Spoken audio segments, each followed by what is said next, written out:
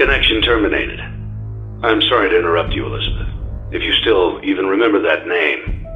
But I'm afraid you've been misinformed. You are not here to receive a gift, nor have you been called here by the individual you assume, although you have indeed been called.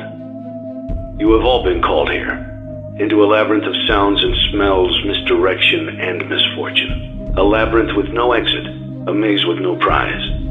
You don't even realize that you are trapped.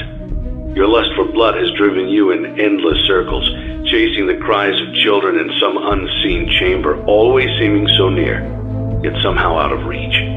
But you will never find them. None of you will. This is where your story ends.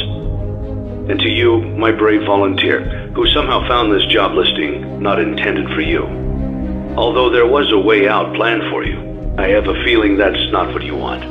I have a feeling that you are right where you want to be. I am remaining as well. I am nearby. This place will not be remembered, and the memory of everything that started this can finally begin to fade away, as the agony of every tragedy should. And to you monsters trapped in the corridors, be still, and give up your spirits.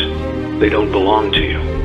For most of you, I believe there is peace, and perhaps more, waiting for you after the smoke clears. Although for one of you, the darkest pit of hell has opened to swallow you whole. So don't keep the devil waiting, friend. My daughter, if you can hear me, I knew you would return as well. It's in your nature to protect the innocent. I'm sorry that on that day, the day you were shut out and left to die, no one was there to lift you up into their arms, the way you lifted others into yours. And then, what became of you? I should have known you wouldn't be content to disappear. Not my daughter. I couldn't save you then, so let me save you now.